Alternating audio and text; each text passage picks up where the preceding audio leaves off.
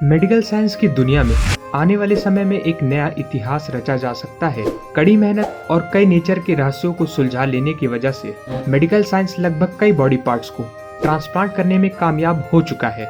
अब तक आपने किडनी ट्रांसप्लांट, लिवर ट्रांसप्लांट, नी ट्रांसप्लांट के साथ साथ कई और अंगों के ट्रांसप्लांट यानी प्रत्यारोपण की खबरें सुना ही होगा, लेकिन ऐसा पहली बार होगा जब हेड ट्रांसप्लांट यानी इंसान के पूरे सिर का प्रत्यारोपण किया जाएगा। सोचिए किसी इंसान का एक एक्सीडेंट में उसका पूरा शरीर खत्म हो जाए और बस उसका दिमाग जिंदा हो, तो क्या उसका हेड ट्रांसप्लांट करके वो इंसान जिंदा रहेगा या नहीं, और अगर रहेगा तो उसकी प्रोसीजर क्या होगी, क्या ये असल में हो सकता है? तो जानने के लिए बने रहें हमारे साथ आज की इस वीडियो में।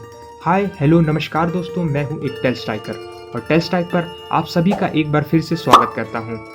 टेल स्ट्राइक पर आज हम जानेंगे हेड ट्रांसप्लांट के बारे में। तो बिना किसी देरी के चलिए शुरू करते हैं आज का ये एपिसोड। लेकिन वीडियो शुरू करने से पहले आपसे एक छोटी सी रिक्वेस्ट है, अगर आप चैनल पर नए हैं तो चैनल को अभी सब्सक्राइब करें और साथ ही बेल आइकन प्रेस करें, जिससे आप हमारी ऐसी आने वाली नॉलेजेबल वीडियोस मिस ना कर दें।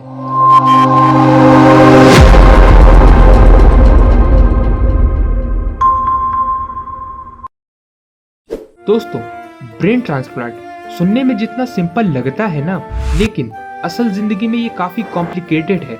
हॉलीवुड की कई सारी फ्रिक्शनल मूवीज में इसका जिक्र हुआ है और इस कॉन्सेप्ट को काफी बड़ा चढ़ाकर दिखाया गया है, और वो सही भी है क्योंकि वो बस मूवीज हैं। बट दोस्तों, रियल लाइफ में ऐसा नहीं होता। रियल लाइफ में इसे एक्स्ट्रा ऑर्डिनरी इम्पॉसिबल सर्जरी के नजरिए से देखा जाता है, जहां एक इंसान का दिमाग दूसरे इंसान के शरीर में ट्रांसफर किया जाता है। और जैसा कि आपको पता है, इसे ही ट्रांसप्लांट कहते हैं। बट यहाँ पर ये सवाल आता है कि इसे कैसे किया जाता है और क्या इसे पहले कभी किया गया है? तो इसका जवाब है हाँ। हेड ट्रांसप्लांट करने का प्रोसीजर 19वीं सेंचुरी से चला आ रहा है। तो पहले हम जान लेते हैं कि ये हेड ट्रांसप्लांट कैसे होता है। तो हेड ट्रांसप्लांट को करने के लिए लगभग $13 बिलियन की जरूरत होती है। इसमें करीब 150 ऑपरेशन किए जाते हैं और ये पूरे ऑपरेशन को करने के लिए लगभग 36 घंटों का समय लगता है। और ये ऑपरेशन किसी नॉर्मल ऑपरेशन वाले इक्विपमेंट से नहीं किया जाता। इस ऑपरेशन को करने के लिए डायमंड से बने इक्विपमेंट्स का इस्तेमाल किया जाता है। इस ऑपरेशन का सबसे मेजर पॉइंट है कि इस ऑपरेशन के दौरान रेसिपिएंट और डोनर की बॉडी को जिंदा रखना, दिमाग और बॉडी के पूरे सिस्टम को स्लो रखना, और फिर रेसिपिएंट का दिमाग और डोनर की बॉडी को मरने से बचाना। और इस लेवल के बाद हेड और बॉडी को जोड़ने वाले ब्लड वेसल्स और ट्यूब्स को आपस में जोड़ दिया जाता है, और फिर स्पाइनल कॉर्ड को कट करने की बारी आती है, जो कि सबसे ज्यादा कॉम्प्लिकेटेड होता है, और बाद में स्टिचेस लगाए जाते हैं। ये सुनने में काफी आसान लगता है, लेकिन असल में ये बहुत ही ज्यादा मुश्किल है। 1982 में न्यूयॉर्क सिटी के माउंट सिनाई कॉलेज में एक डॉक्टर ने एक चूहे का ब्रेन ट्रांसप्लांट करने की कोशिश की, और डॉक्टर का नाम था डोरिटो ट्री क्रीगर। और आपको ये बात जानकर हैरानी होगी कि डॉक्टर डी.टी. क्रीगर ने ये जो एक्सपेरिमेंट किया वो उसमें सफल भी हुए, और 6 जून को 1998 में वेस्टिबल मेडिकल सेंटर सर्जन की टीम ने दुनिया का सबसे पहला हेड ट्रांसप्लांट किया, जिसमें उन्होंने पूरे हेड के बजाय दिमाग के एक सेल को ट्रांसप्लांट किया। पर अफसोस, इस ट्रांसप्लांट की वजह से 62 वर्षीय महिला के दोनों पैर पैरालाइज हो गए। अब आपके माइंड में ये सवाल आ रहा होगा कि इस ट्रांसप्लांट को करने से पहले इसे टेस्ट क्यों नहीं किया गया, जिससे इस ट्रांसप्लांट में होने वाली गलतियां पहले ही सामने आ जाती, और आपका ये सोचना लाजमी भी है। तो दोस्त, हम आपको बता दें कि न्यूरोसर्जन डॉक्टर रॉबर्ट जे वाइट ने एक बंदर के दिमाग को एक दूसरे बंदर के शरीर में ट्रांसप्लांट किया था, और अकॉर्डिंग टू ईसीजी रिपोर्ट्स, इस ट्रांसप्लांट के बाद दिमाग सामान्य रूप से काम भी कर रहा था। लेकिन अनफॉर्चुनेटली जिस बंदर पर यह ट्रांसप्लांट किया गया था वो लगभग 9 दिनों बाद ही मर गया था, और उसकी मेडिकल रिपोर्ट्स में मौत की वजह इस ट्रांसप्लांट को बताया गया। दोस्तों, सवाल अब ये आता है कि किडनी से लेकर हार्ट तक ये सभी ऑर्गन्स को ट्रांसप्लांट किया जा सकता है, तो हेड ट्रांसप्लांट सक्सेसफुल क्यों नहीं हुआ? आखिर क्यों हमारा शरीर किसी और के दिमाग को स्वीकार नहीं कर पाता? हेड ट्रांसप्लांट को करने के लिए इसकी जो मेजर प्रॉब्लम्स हैं वो कुछ इस प्रकार हैं। जो पहली प्रॉब्लम है वो रिजेक्शन है। एनिमल्स और ह्यूमंस की बॉडी, ये दोनों ही बॉडीज की कुछ प्रायोरिटीज होती हैं। ये ऐसे ही किसी इंडिविजुअल बॉडीज के ऑर्गन या टिश्यूज को एक्सेप्ट नहीं करती, फिर भले ही वो इनके जेनेटिक्स से बिलोंग क्यों न करता हो।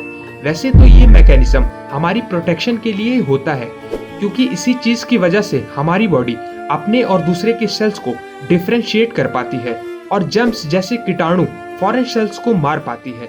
और इन सेल्स के लिए तो दूसरे के बॉडी के सेल्स भी फॉरेन ही होते हैं, तो इसीलिए ये एक्सेप्ट नहीं करते और रिजेक्ट कर देते हैं। बात करते हैं कुछ दूसरे मेजर प्रॉब्लम की, जो कि है आइसीमिया।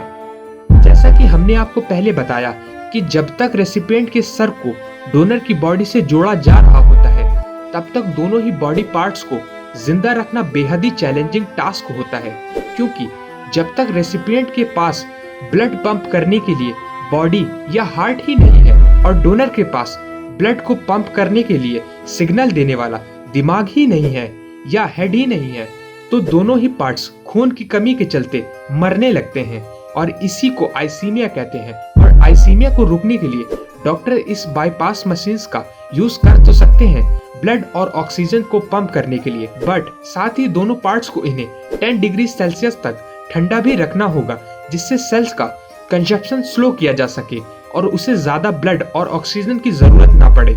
लेकिन यही तो आता है सबसे बड़ा चैलेंज कि इंसान एक वार्म ब्लड थिंक है और ब्लड पंप करने से बॉडी हीट तो होगी, लेकिन आइसीमिया को रोकने के लिए उन्हें कम टेम्परेचर को मेंटेन भी करना होगा।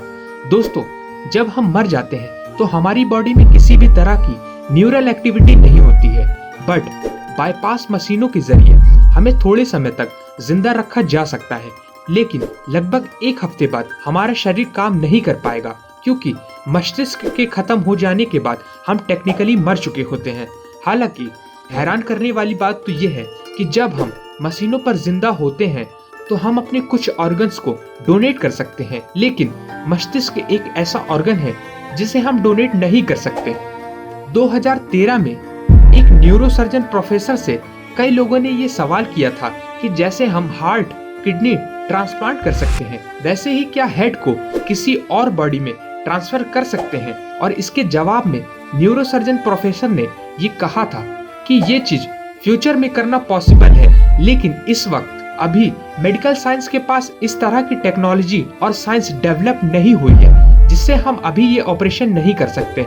जैसा कि हमने आपको बताया कि असल में हेड की स्पाइनल कॉर्ड के नर्व्स फाइबर को जोड़ना चैलेंजिंग होता है, इसीलिए उन्होंने कहा कि रीढ़ की हड्डी की चोट इतनी भयानक होती है कि अगर हम हेड ट्रांसप्लांट करने में कामयाब हो भी जाएं, तो रीढ़ की हड्डी में ऑपरेशन से हुई चोट लगने की वजह से अमूमन लोग जिंदा नहीं बच पाएंगे, क्योंकि दिमाग को बॉडी से कनेक्ट करने के लिए spinal cord major role play करती है। इसीलिए अगर किसी का ट्रांसप्लांट कराया जाए तो ऑपरेशन की वजह से उसके स्पाइनल कॉर्ड में चोट लग जाएगी। ऊपर से इतने बड़े ऑपरेशन के लिए कोई बॉडी रेडी है भी या नहीं, ये भी अपने आप में ही एक बड़ा सवाल है।